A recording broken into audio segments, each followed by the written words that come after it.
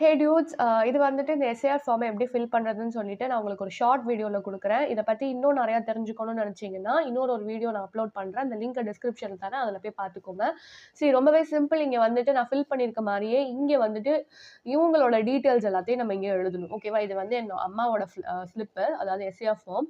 So இந்த இடத்துல date of birth, Aadhaar number உங்களோட ஆப்ஷனல் தான். இது நீங்கள் இருக்கா போட்டுக்கலாம், இல்லைனாலும் no problem. Phone number, parents அதாவது தந்தையோடைய பேரு, அவங்களுடைய ஓட்டர் ஐடி, அம்மாவோட பேர் அவங்களுடைய ஓட்டர் ஐடி, கணவரோட பேரு அவங்களோட ஓட்டர் ஐடி. ஓகே. ஸோ இந்த இடத்துல 2002ல அம்மா ஓட் போட்டிருக்கனால இந்த சைடு நம்ம ஃபில் பண்ணணும்.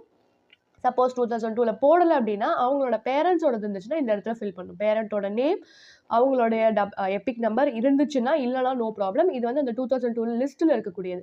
அடுத்தது வந்துட்டு உறவினரோட பேர், அதாவது இப்போ அம்மாவோட பேரை இங்கே போட்டு அவங்களோட உறவு முறை இவங்களுக்கு என்னன்னு போடணும். அப்போ மகள் இல்லைன்னா மகன் அப்படின்னு வரும். அதாவது இப்போ அம்மா வந்துட்டு மகள்னு வரும். ஓகேவா? இதில் அந்த மாவட்டம், மாநிலம் இதெல்லாமே நம்ம ஃபில் பண்ணணும். ஸோ இதை பற்றின டீட்டெயில்டு வீடியோ நான் வந்துட்டு இன்னொரு வீடியோவில் அப்லோட் பண்ணியிருக்கேன். இங்கே வந்து உங்களோட சிக்னேச்சர் போடுங்க. இங்கே வந்து பிஎல்ஓடைய சிக்னேச்சர் போடுவாங்க. இது வந்துட்டு 2 ஃபார்ம் தயவுசெய்து வாங்கிக்கோங்க.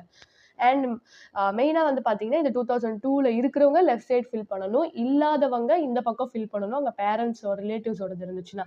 சப்போஸ் வந்து இவங்க இது 2மே இல்ல அப்படின்னா, இங்க மட்டும் ஃபில் பண்ணிட்டு நீங்க விட்டுறலாம். அவ்வளோதான். நோன்னு மட்டும் இங்க மென்ஷன் பண்ணிக்கோங்க. Tata, bye bye.